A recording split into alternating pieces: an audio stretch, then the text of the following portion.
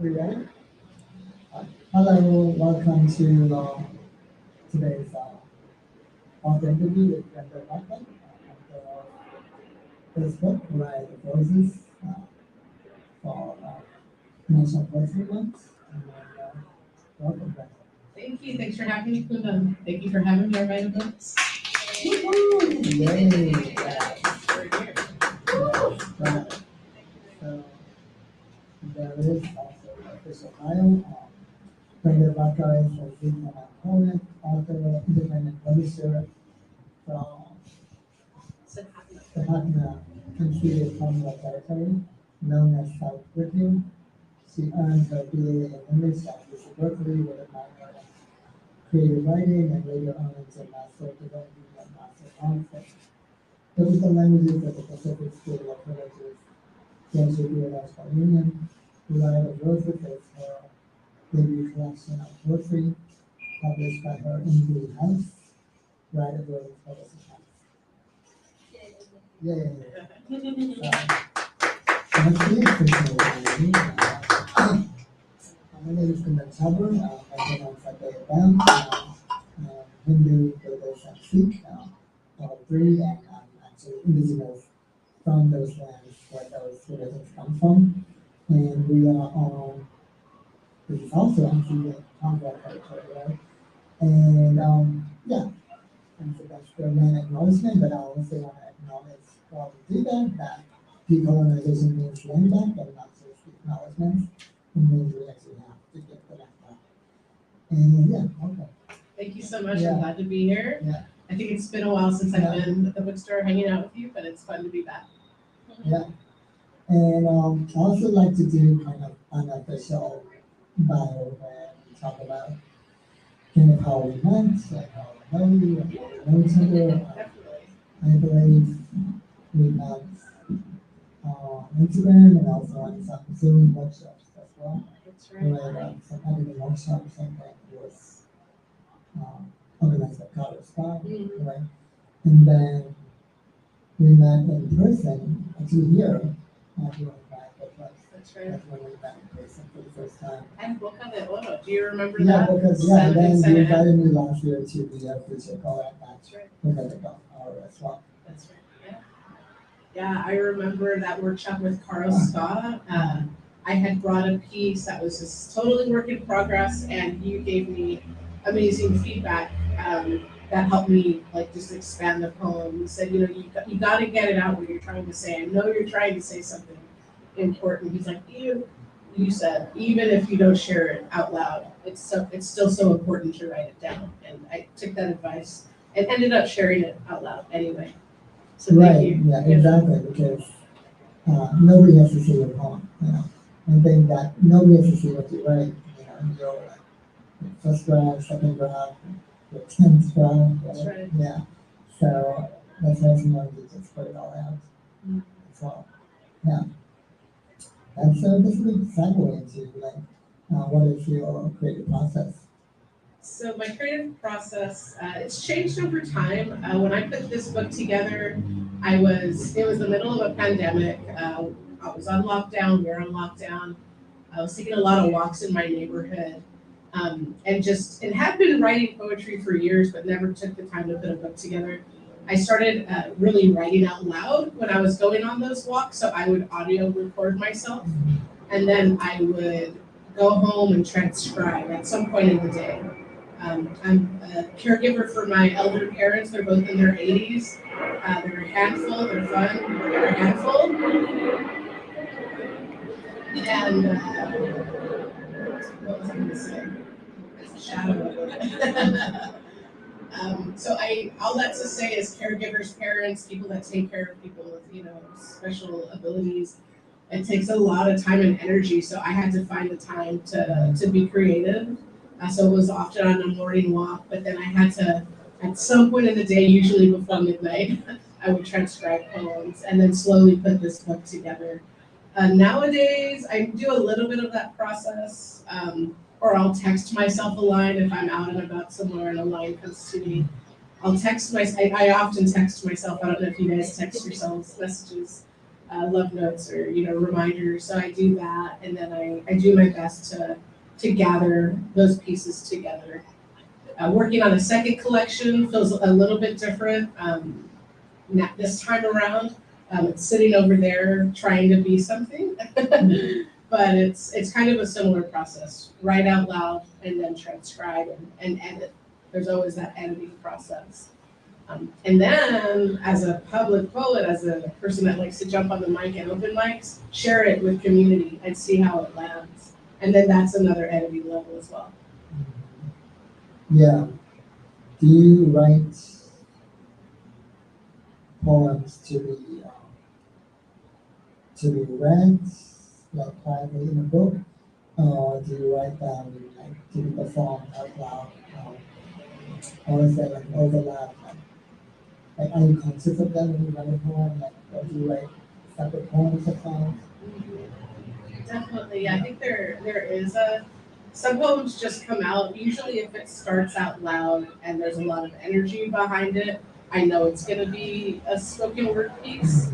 But there are some poems that are just heavier content, including in this book. And I've read, this book is pretty tattered at this point.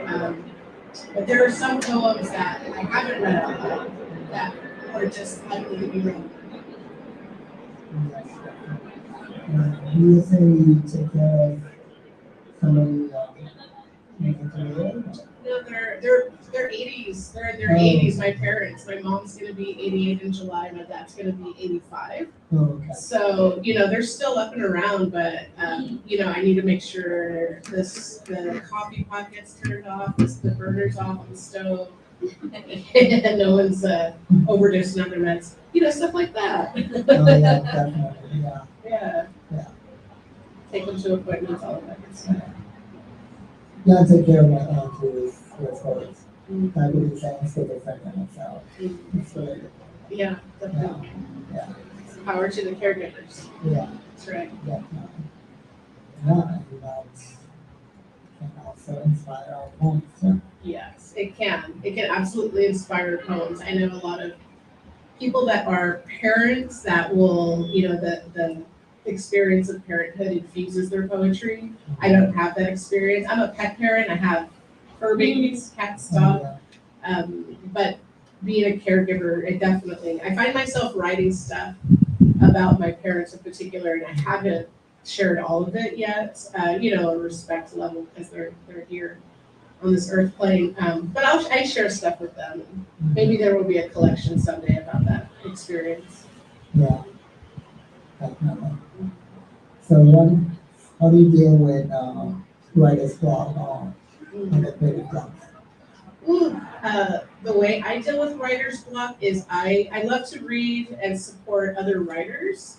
A lot of people are doing stuff on social media these days or on YouTube, or they're featured at open mics. I like to stay connected to the writers community because I feel that keeps me inspired. So I'm a publisher as well. So as a publisher, I'm always reading, and editing work, and that just kind of keeps the machine oiled. You gotta keep your creativity lubricated. So I've been, since this book has come out, I wouldn't say that I've had writer's block. I would say that the discipline shifts because when you're out in the world, promoting your book and sharing your stories, that's different than like being quiet and writing, which could be a very solitary thing. But I haven't felt like I've been blocked for a while now. And I'm worried to say that because knock on wood, right? May that not come. But I find being in conversation with other writers such as yourself, listening to stories, people on the mic, attending, supporting, working with writers in particular, that keeps me inspired. And then I'm like, oh, I have now an idea got sparked. I have to write it down. Yeah. You don't often see writers at a mic with their notebook or their phones, and they're usually starting a poem, Right. because they get inspired. Yeah. So I'm guilty as charged. Yeah. Or they're collecting artifacts that somebody has found. That means that they would write down the lines of the words that pop up that are like these beautiful lines that Yeah. I remember. So true. So yeah. I love how you say that, artifacts. They're collecting artifacts. Yeah. Yes. Photographic artifacts. Yeah. Dope. Mhm. That's really good. And what inspired you to write this book? You know, as I mentioned, I've been writing for years. So I had a and I still have like a little pile of poems living in a big plastic bin in my closet. But I partially what inspired this was just having survived multiple levels of heartbreak. There's a lot of heavy pieces in this particular poem. I'm sorry, this particular poem. We're right near John Wayne. I always forget. Yeah, I'm like, hey, John Wayne, what's up? Um, and I was at a cusp of having spent so much time writing and purging, right? Like getting these stories out. They didn't have a stranglehold on me as much as they had in the past, these human experiences of heartbreak and longing and longing for belonging. And so I wanted to just reclaim my voice as a writer because I had been writing for so long and not sharing out loud. And it was time to just claim that power as a storyteller and also, testify to the fact of that there is regeneration and beauty can come out of difficult experiences. Not to say that we have to go through difficult experiences to create something beautiful, but that just seems to be a human commonality, right? Fodder can create something beautiful. Like you need fertilizer for your garden. Yeah. So like that's probably where that theme came from. And my parents, my father in particular, are gardeners. They fruit trees in the back. My husband in my house, like a jungle of green in the front yard right now because of all the rain we've had. So just again, finding the beauty and the power of regeneration after bouts of suffering, which I think is the message that we need to hear. Right now there's so much suffering on our planet collectively, and sometimes we get stuck like, oh my God, how are we going to get out of this, right? Yeah. Is there, and one message I've heard from the Palestinian community in particular is that we have to cultivate hope. Like hope isn't just going to sprout. Like it needs to be cultivated, tended to, weeded out, and so for me, that really resonated when I heard that recently. And I think that's what I was trying to grapple with when I put this book together. Yeah. There's an active rebellion to a certain degree, right? When we're reclaiming that hope. Yeah. There's the riot. Yeah. What does the word hope mean to you? Ooh, that's a good question. What's hope mean? Hope means that I'm not gonna forget who I am or who my people are or where I came from. It means I can get out of bed in the morning, and go to bed peacefully at night. Yeah. That's what hope means. And it also means even if I'm not here tomorrow, I live the best life that I could live, went after the desires of my heart and I can be at peace with that. Yeah. So even if I cross over to the other side, it'll be okay. I hope that too. Yeah, that's really interesting because as a Buddhist that I wrote I say about this, I was publishing the Buddhist justice for that. We see hope and fear as two sides of the same coin. But maybe we are talking about the same thing. But in the Buddhist perspective, hope and fear are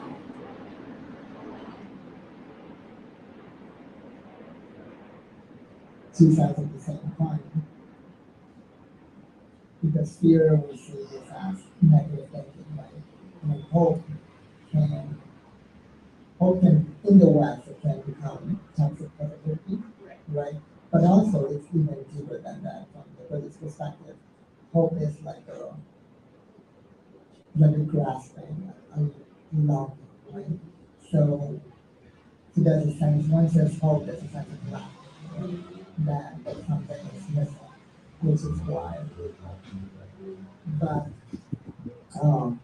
this is also why, by the way, I don't believe in the statement, life is unfair, because it's often used to gaslight us into accepting an aggressive learning system. Because I would always correct people and be like, no, life is just life. It's neither fair nor unfair. But the system, yes, is unfair. Absolutely. And don't conflate the two. Alright? So going back to the Buddhist perspective, once we see that it's a system that's unfair, we would see that the true reality, the ultimate reality, what life actually is conveyed and it's beautiful and it's whole and there is a wholeness beyond systemic oppression, and we have a responsibility to connect to inside every day. And that's wholeness and completeness is inside us as well. And we have a responsibility to bring that insight reality as well as the ultimate reality onto relative reality or possible reality. Right? So in a sense, we can focus on that, where that can be kind of focus on. I love that you distinguish that. Yeah, Yeah. life is just life. I have a Yeah. friend that says life be lifing. I'm like, yes, it does. Yeah. But yeah, there is a sense of harmony and balance. Yeah. You know, if we can be objective about it Mhm. and critical of the systems that be. Exactly. Right. Yeah, the one of the I love to write metaphorically and symbolically. So with like the title in particular, I wanted to look at nature, you know, because nature to me is balanced. Right. Even though like Mother Nature right now is like, woo, definitely crying out, you know. Yeah. But there is a sense of beauty, absolute beauty and balance in nature, and again it's regenerative. It's regenerative and restorative, and I wanted to touch that in this first collection for sure. Yeah. Yeah. So why is it a riot? You know, that was a line that came out on a walk. The title poem is called Riot of Roses. It literally is just a line in that poem. And I initially, when I was looking for a title for this book, some writers will find the title first and then develop. I have to mystically wait for the title to show itself to me to claim it. So I literally was in the garden and I was weeding this tall red rose bush in our front yard, and the thorn got me, and lines of this poem kept coming up. And so riot, because one, the metaphor, you know, there are thorns. There are thorns on the way to the beauty. They will cut you. You know, they are to be respected. They're also protecting beauty, you know. But also riot, I felt at ease and comfortable with riot. It was right after, you know, the uprisings. Well, not after. It was like in the midst of the uprisings that were happening. Was that 2021? Spring 2021, summer 20 with George Floyd. Spring 2020. Yeah, and it was, well, time is crazy. Yeah. I've walked through several portals since then. But that uprising was happening. We're seeing uprisings now. And so for me, it became important to hold space for that. Yeah. Although, to be honest, the poem did not come out. The poem was written before, you know, leading up to that. But we've been seeing brutality in our communities. You know, we've been seeing brutality in genocide and in colonization and imperialism, transnational, you know, capitalism. So Yeah. that riot is kind of like a call to, not a call to arms, but maybe like a call to our stories and a reclamation to our stories. Yeah. You know, my publishing house is named after the books. Don't ask me why. But our little tagline is "Read Our Rebellion," because so often our stories are not put out there. You're not gonna find our stories often, or like, you know, the big collective group of our stories are not to be found. Yeah. Often on bookshelves, I think that's shifting now, but for a long time that was the case. I grew up for a long time not reading Community of Color, right? Or other voices, marginalized voices, racialized voices. Yeah. So for me, that's where that riot is too. It's an uprising of our stories, and of my story in particular for this book. Yeah. Yeah, I think the friend of mine who also has a publishing house, Warehouse Publishing, and she put out a statistic one time where I think she said the publishing industry is still at least 80% white. And then when you put in the other categories like able-bodied, straight versus queer, non-binary versus cis, it gets even worse, like the stats out even worse like that, where there's still like 99%, able-bodied, cisgender, all of that, yeah. Yeah, absolutely. Yeah. And that needs to shift. Yeah. So I kind of I see an uprising happening now, particularly among poets. Like people are calling it a renaissance. Right. Even Taylor Swift is capitalizing on it. The Tortured Poets Department is Oh, making yeah. a new album, which I am enjoying Taylor, so don't take this as a criticism. But like her pulse is on, or her fingers on the pulse of the culture, and the culture is writing poetry, which I think is cool. I personally love it, but and a lot of it is our stories that you haven't heard before. Yeah. So it's our time. Yeah. I think the pandemic shifted a lot because people were indoors, and that's when a lot of people started going on, creating these Zoom open mics and also Instagram live. And it's a lot of, there's still a bunch of open mics on Instagram live. It's become a thriving poets community on Instagram, where before that there were not that too many lives. Like lives were not, going live wasn't that popular before the pandemic. Which is why on Facebook, which is basically like the older generation, where you can still go live on Facebook, but you don't see that very often the way you see on Instagram. That's so true. It's fun because you can be interacting with poets from other parts of the planet. Like my book ended up in the hands of a Chicana who's an expat in India with her family, and I'm like, that just blows my mind. Like, how did I remember seeing the order list. I'm like, how did it get to India? Because I haven't done any focused marketing, right? And it's like, wow. But it's Instagram. It helps you just, the books grow wings somehow. Right. We cross-pollinate. It's pretty cool.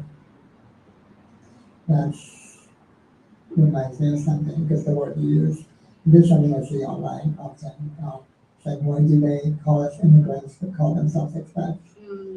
Right? Yep. Because they are immigrants too, in our country. Right.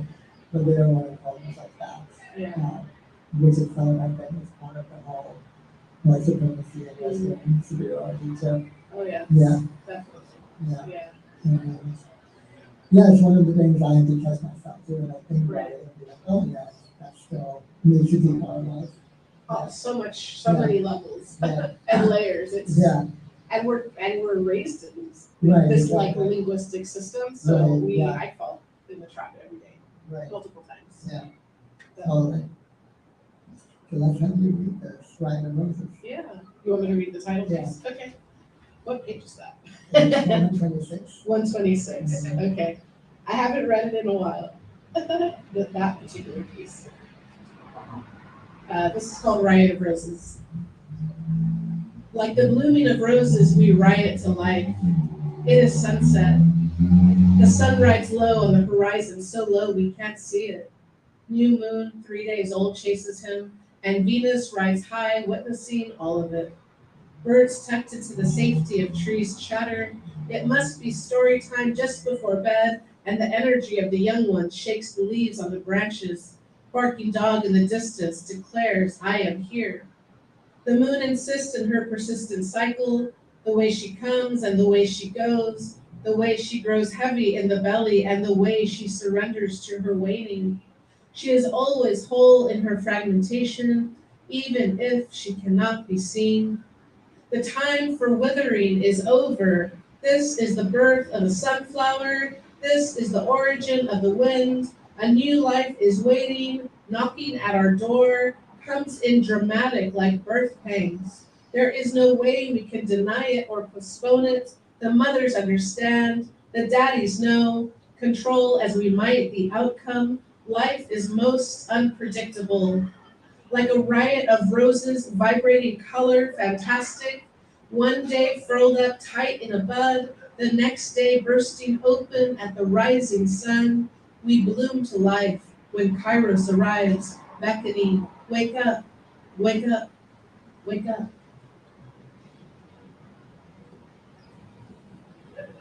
Okay. And on these lines reminds me of what I started about hope versus fear. And it's actually this third verse is literally talking about what I said. Like Absolutely. there is, so beyond both hope and fear, there is this thing that's complete where justice already exists, where there's already a wholeness, right? Um, it's not it's not perfect, it's not a utopia, right? Because both utopia and dystopia are colonial inventions, right? Because utopia literally comes from the book that was written in 1568 by Thomas More, Utopia, and if you read the story, it's literally a colonial project that is described, and there's slavery in Utopia. Right, So even though it's supposed to be perfect, right. there's slavery there. Perfect for who? It's like Right. perfect for whom. Utopia So, for who? right. Yeah. So we're not talking about perfection, but a wholeness Mhm. beyond the colonial ideas of perfection. Uh, which is also why I have a t-shirt that says infinity is the opposite of perfection. Right? It's one of my thoughts. I love that. So this verse to me reminds me of that wholeness, that infinity that is still there despite the unfair, oppressive colonial system that we have. And it's like we connect to that, it's waiting to give birth to. So these lines here. The time for withering is over. This is the birth of the sunflower. This is the origin of the wind. A new life is waiting, knocking at our door. Comes so dramatic, like what comes. There's no way we can deny it or postpone it. The mothers understand, the daddies know. And for us, we might the outcome life is mixing. With the riot of roses, vibrating color, fantastic. One day floats up time in a rut, the next day resting over at the rising sun. We bloom to life when Kairos arrives, beckoning, wake up, wake up, wake up. Aw, so nice to hear someone else read it. You know, this gives me a thrill. Yeah, I actually, now I'm seeing, as you were reading that, and how I got comfortable with the title being the book and then the house, was seeing all those uprisings, right? Black Lives Matter, Brown Lives Matter, Yeah, and people waking up, right? Waking up, seeing Right, the colonial system and paradigm laid over our lives, literally laid over Right. our lives and traumatizing and re-traumatizing us. But then saying, no, it's the time for withering is over, or shrinking back. We're not going to shrink back anymore. And we're seeing that again all over college campuses, right. right? Yeah. And in other places across the globe. We're online, we're seeing these movements taking place. And I think for the young people in particular, we're working really hard to stay awake, right? Yeah, yeah. And hopefully they'll bring more attention to more of the issues going on in the world, right? Because So there is besides Gaza, there is Haiti, the Congo, Sudan, Pakistan, Afghanistan, and also now Myanmar. It's like in Sudan right now, they're actually the biggest displacement crisis in the world is in Sudan. 8.2 million people displaced already. And we're not even talking about that. Exactly. Very few. There's definitely a selection bias in Western media, both mass media and social media, like noticing.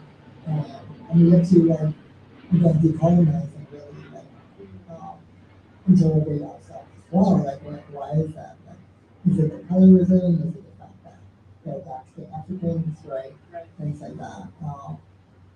Like what is going on here? Right. And it also comes down to land and resources. Right, Who's exactly. controlling land and resources? Not to mention what's happening across the Americas, Turtle Island, Abiyala. The Right. genocide's been ongoing for how many centuries? You know, and Oh, there's yeah, people still definitely. disappearing. You know, there's the uprising, there's the riot. Right? Yeah. In fact, I think the highest number of police killings in the United States is still yeah. Disappeared people. Yes. In fact, and it's actually missing and murdered indigenous people. That's been going on for 2,000 years actually, going back all the way to the Roman Empire. Mm-hmm. That's right. Yeah. Too long. Too long. Yeah. Oh, yeah. And also in the border between Bangladesh and my country origin, Myanmar, is actually the biggest refugee crisis in the world. So yeah, there's besides the 981,000 Rohingya people in the border, both Hindus and Muslims are there, and and of course, Western media never talks about what happened to the Rohingya Hindus. They only talk about what happened to the Rohingya Muslims. In addition to that, my country has been in a civil war for the last 2 years, and that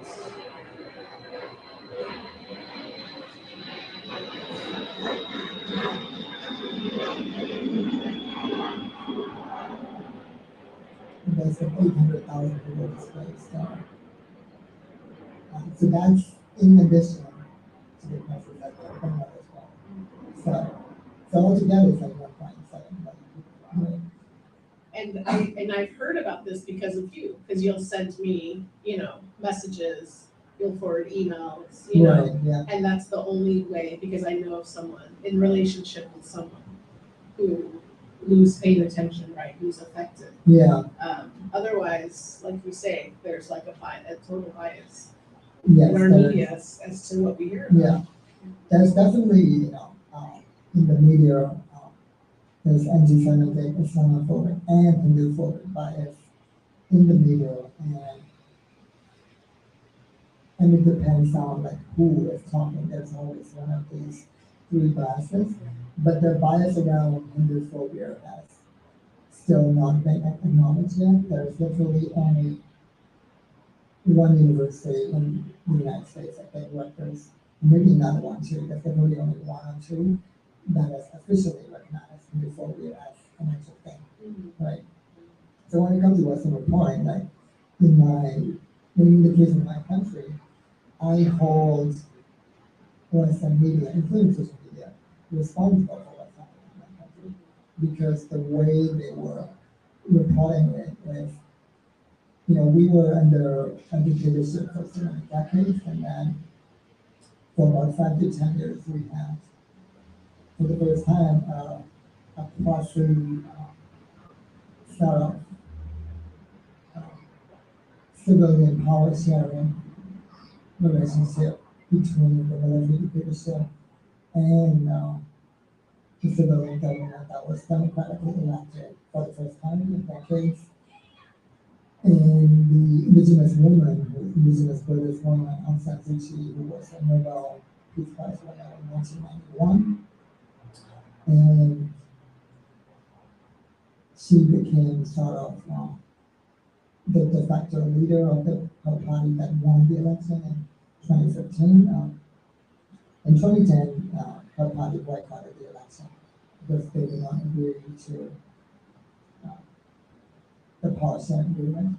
So, but in 2015, her election, her party won by a landslide. She was chairman of the party, and what started happening was that in order to do the power sharing agreement, the military said, we're going to give you only 25%, or we're going to keep 25% of parliament, no matter who wins the election. So they're still going to keep 25% of power and still control three major government departments, including water control. And so it wasn't a real, transfer of power. And then the military started committing what amounts to a genocide against Rohingya people, both Muslims and Hindus as well. But in Western media, it was reported in such a biased way where they completely ignored even the very existence of Rohingya. And they were saying, oh, that's a genocide against Rohingya Muslims. And then there were calls to revoke the Nobel Peace Prize of our leader Aung San Suu Kyi, just because she said both sides are in the wrong, meaning both the Rohingya Muslims and the military dictatorship. And when you understand what is the missing information, you would understand the missing piece of information. You would understand that she was totally right in what she did, right when what she said. But like people like even Trevor Noah, right, started creating a false equivalence between her and Donald Trump, right? Between what she said and what Donald Trump said, when he was talking about the white supremacist protesters in Charlottesville, when he said there are fine people on both sides. So like imagine the audacity of a Westerner comparing an indigenous Buddhist woman who has been fighting a military dictatorship for 2 decades, who has been under house arrest, with a white male, cis male billionaire who tried to do a coup, right? Yeah. So what actually happened in the house, right?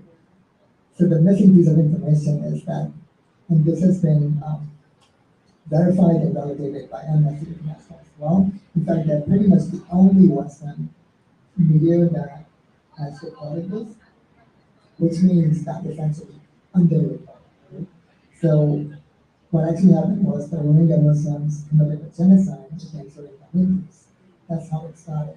They they killed all the men and the boys. They raped the women and the girls, and they forced them to convert to Islam, and then kidnapped them and trafficked them to Bangladesh. That's what happened.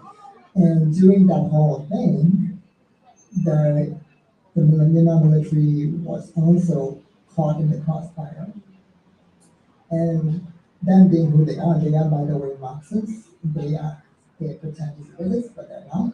And the Western media falsely reports them as Buddhist nationalists. They're not. They're Marxists. They're anti-Buddhist, anti-Hindu, anti-religion, because Marxists are anti-religion and anti-indigenous. So the Myanmar military, of course, escalated disproportionately to the point that it did become a genocide against Rohingya people. But the Myanmar military doesn't distinguish between Muslim and Hindu. They don't care. They just see them as Rohingya. So they started killing actually the Rohingya Hindus as well, which was never reported. So the Hindus were caught between the genocidal Islamic supremacist Rohingya Muslims and the genocidal Myanmar military, between two genocidal forces. That's what actually happened. That's horrifying. Yeah. Yeah. So when Aung San Suu Kyi said both sides are in the wrong, she was referring to that, so she was absolutely right. Right. Yeah. So important to tell our stories for that reason. Document, share. Yeah, And we're in a time where we can do that. exactly. But it's up to the people to do that, right? Exactly. To take up the space. Yeah. To share. So why do I hold Western media responsible for the ongoing civil war going on? Well, when the Myanmar military saw that the civilian government did not have international support, they decided to stage a coup, basically. Like they started um, doing exactly what Trump did, like this, except in their case they kind of succeeded, where they started. So there was another election in 2020 where Aung San Suu Kyi won again, or probably won by a landslide again.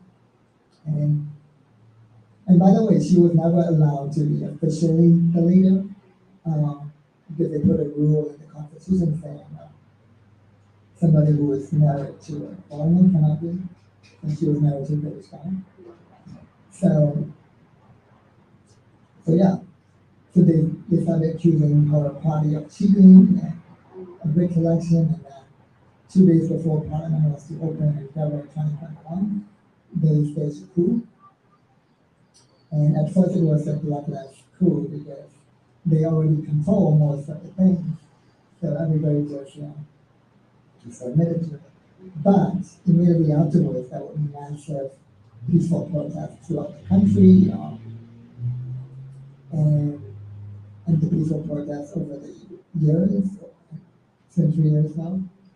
There was also a lot of civil disobedience, and then some of the protests became violent. They started taking up arms, and in fact, our country has been in a civil war with the ethnic groups for 70 years anyways, between the Minamati and the various ethnic groups.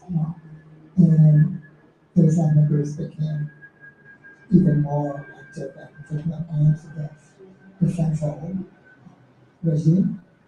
And so basically that is why it's a civil war, because and the coup couldn't be completed. It's still an ongoing coup because of both the violent struggle and the civil disobedience, because conquest is easy, but operations management is difficult when people don't agree with it. And so I'm actually proud of my people that in reality the coup hasn't succeeded. Yeah. You should be, Yeah. to be proud of, yeah. A sustained uprising. Right, exactly. Wow. Yeah. Which is why in Western countries they use mind control and narrative warfare to keep the people in check. Critical thinking is so important. Yeah. Gotta keep our mind alert and aware. You talked about gaslighting a lot, Yeah. It's important to see who's controlling the narrative, which is why for me, as a storyteller and as someone who publishes other storytellers, it's critical for us to take up all the space we can with our narratives, because if we won't, who will, right? Right, exactly. Yeah. Now, does the audience have any questions? No, I'm just listening, like real listening. Thank you, I appreciate it. It's just like Brenda said, it's so important to continue uh, documenting our stories and be the ones who tell those stories, because for the longest time somebody else is doing it and it's not true. That's right.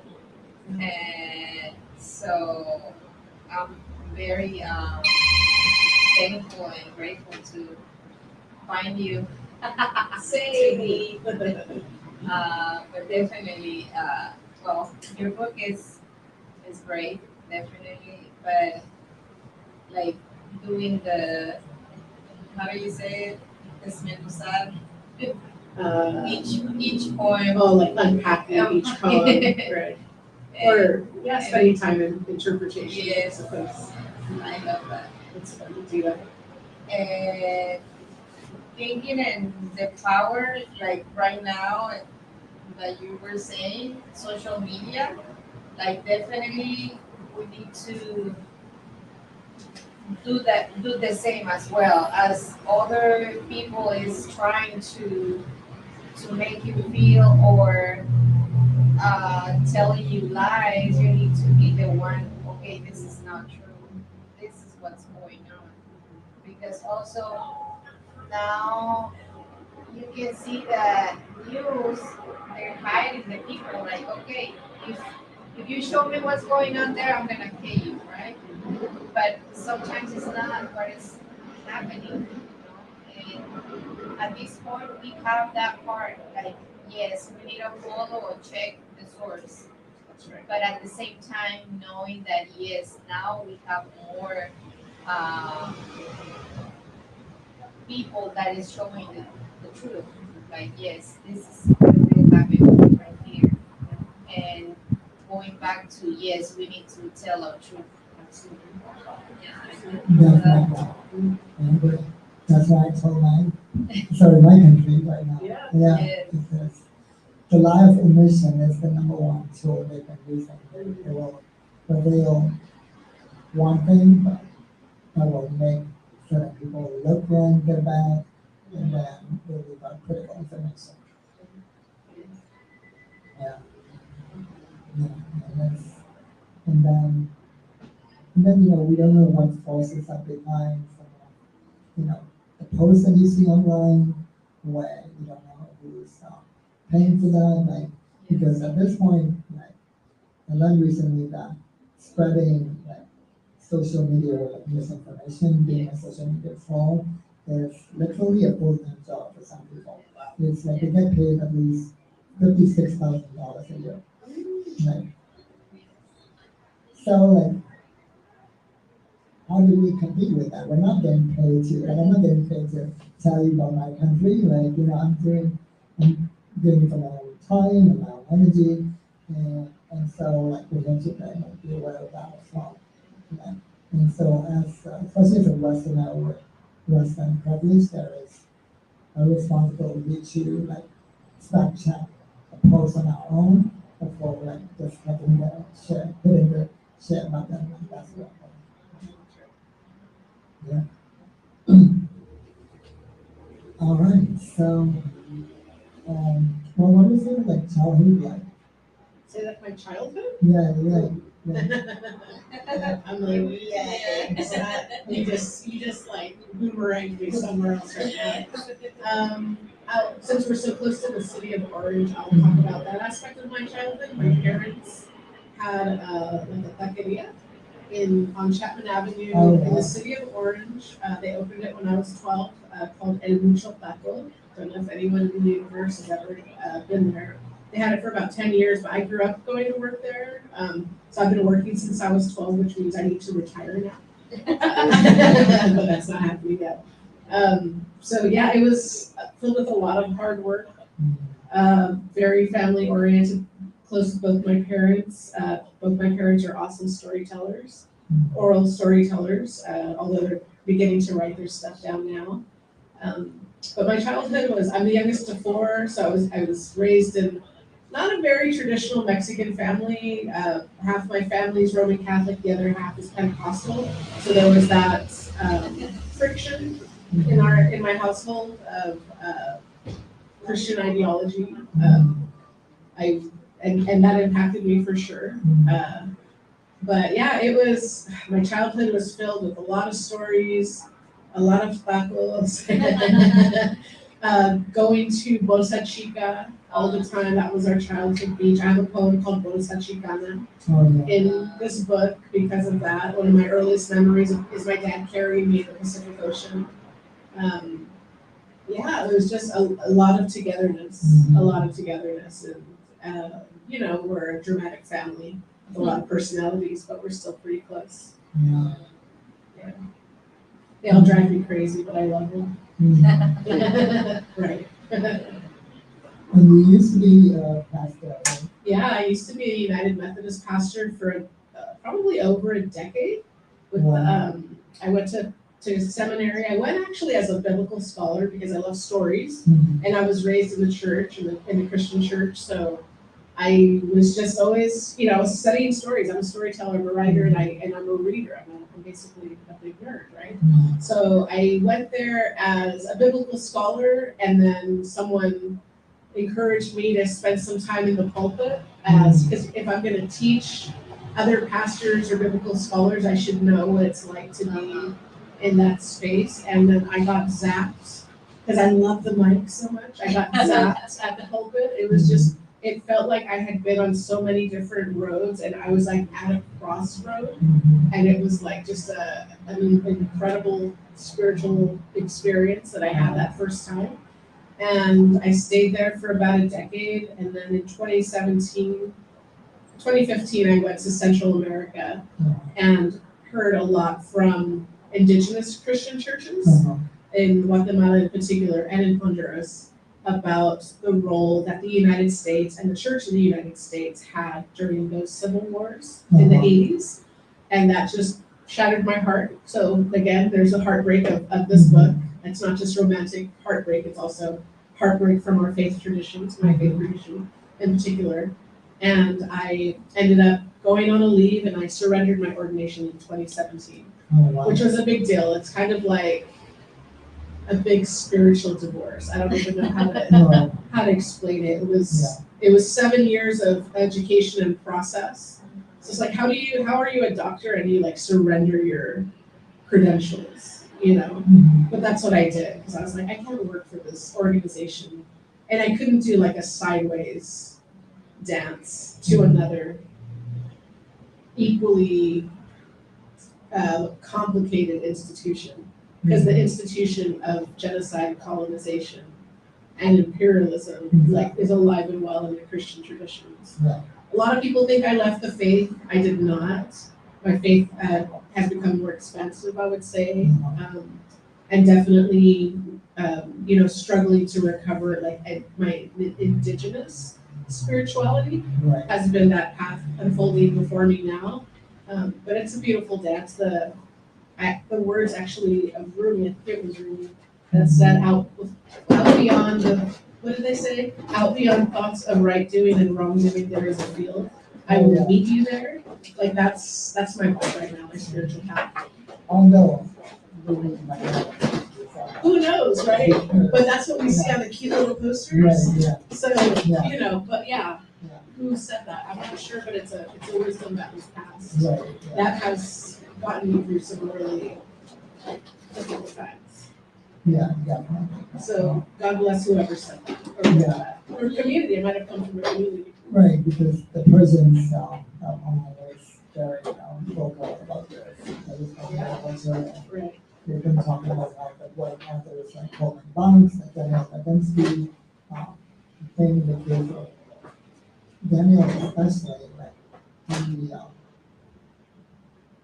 think one of them translated Rumi, the other translated Hafez, and a lot of them don't even know the person language, and in the case of Baginski, it's even worse because apparently he didn't even read the English translations either. He claims to that Hafez came from the Korean language. Oh wow. So that's some hubris. That's a lot of Caucasian.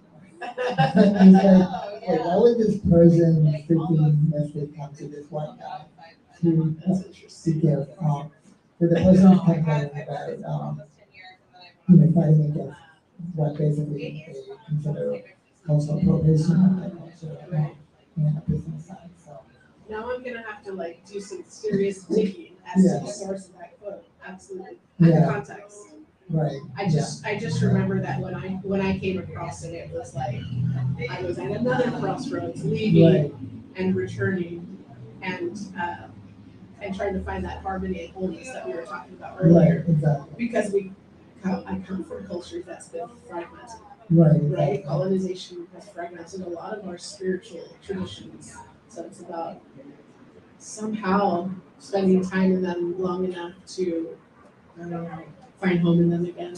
I don't even think I have a language for it, right? The language is insufficient at this point. Yeah, I think it's the number one way we can all decolonize is to indeed reconnect to indigenous spiritualities, because I was reading the book Casas Malvendo by a friend of mine, and I was shocked to learn that the doctrine of discovery has never been revoked. So I started digging more into that and I started doing more research. And there were calls by indigenous people in 1990, 2000, and 2020, at least 3 times already, to revoke the doctrine of discovery, and they still refuse to do so. In fact, doubling down and gaslighting indigenous people and saying, oh, there's nothing wrong with it. Document discovery, it was just misused. Mm. It was So gaslighting. it's up to us to revoke it or overturn it. Right, but that also means they still use it, they still operating by it. Oh, yes. That's what it means. Definitely. Yeah, without a doubt. Without a doubt. For those who don't know, the document discovery states that Christians have a right to own land just by virtue of discovering it, just like we do that. Even though indigenous people have always been in this land long before them. Right. Um, That manifest destiny. Yeah, that's me. Exactly. Yeah.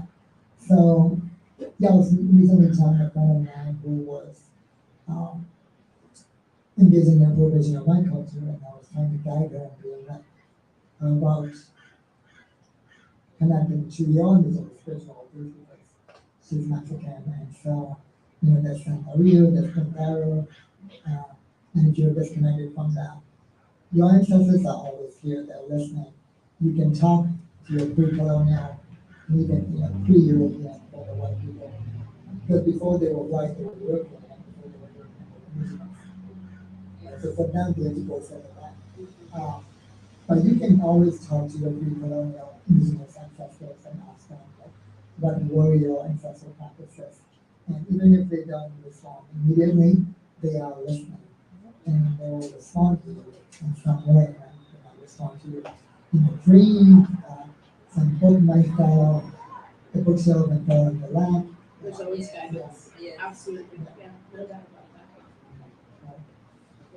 that. So, are you still struggling with Christianity? Are you trying to connect to your indigenous spirituality? All of the above. All of that. All of it. Yeah, just because the complex history of Christianity, it's loaded.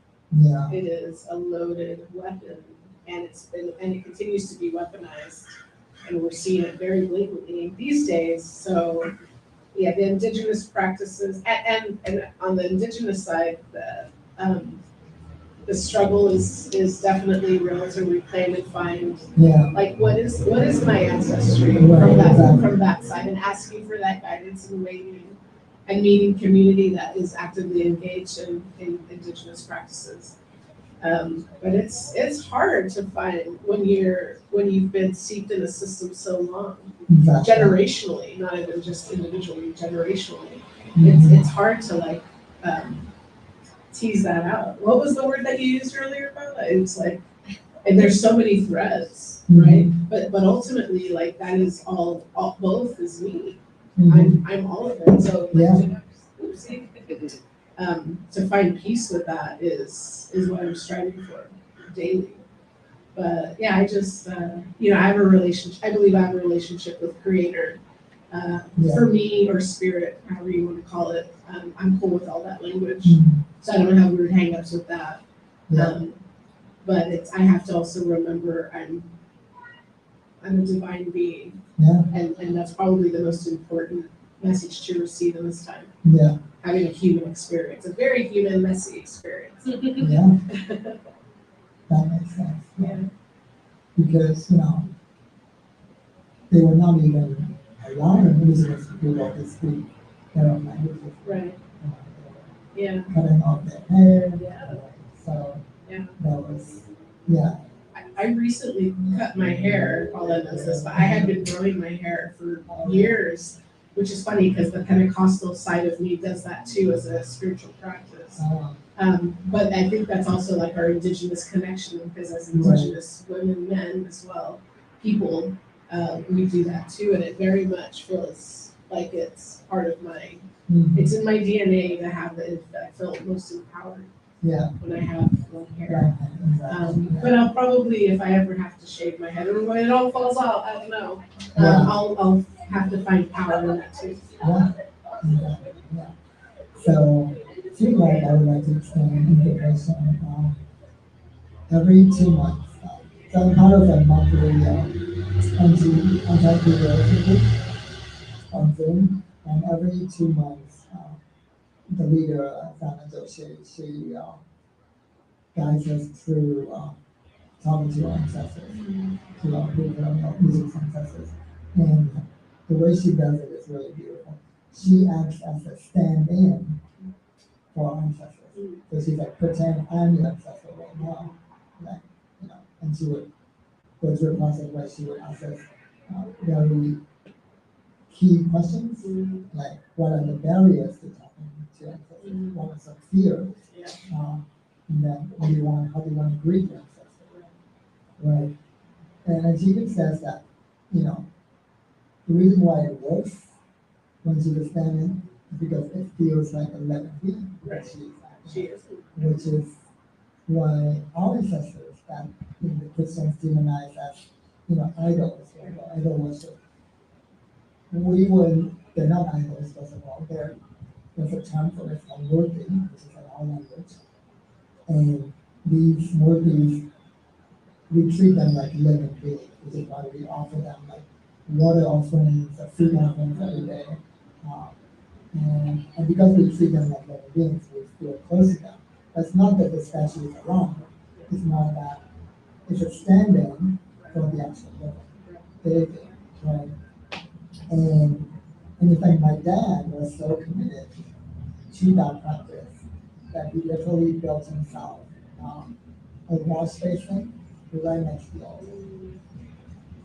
Because if you're going to keep an altar, you have to take it seriously. And it's very difficult to go from the altar to the kitchen and wash all those plates and cups for the offering. So to make it easy, you just build a wash basin right now. So that is commitment. Absolutely. Doing dishes is always commitment. yeah, exactly. That's why we don't keep an altar. Like I don't keep an altar in my house because I know the commitment it takes to keep it. So I would rather not keep an altar than keep it and not be able to keep my commitment. Right. So I try to keep my daily in my home. Because my dairy, I think 2 or 3 times a month, which is our example. So yeah, that's like important. Oh yeah, so Brenda keep the erosion calls. So every 2 months she does it through talking to ancestors. Now there is a requirement to be part of those calls, which is to take a 3-week anti-imperialism video series. And she goes all the way back to the Roman Empire. And with 2,000 years of history. And so each class is about, so this intense, each class is about 2.5 hours to 3 hours. And the reason why she doesn't divide it into many more classes and just does 3 like long hours is because she says that it's like taking bitter medicine. She talks about very traumatic stuff, and it's better like to take it in all at once than to drag it out. Because if you drag it out, that'll be just more trauma for you. Right. So it's better to take the bitter medicine all at once. Yeah. Right. Yeah. Wow. Yeah, send me the information. That sounds very intriguing. Yeah. The next one is on May 2nd. Yeah. And once you've taken all 3. Oh, no, you're good. Oh, you're good. Time to, yeah. So I wrap it up a little, but yeah. Yeah, so once you've taken all 3 classes, then you can also be part of the anti-imperialism calls. Oh, cool. And Very then that's the time the ancestral calls. Oh, wow. The ancestral calls. Ooh, Yeah. chills. All right, so thank you all for coming. This has been an author interview with Brenda Vaca, and my name is Kundan Chhabra. And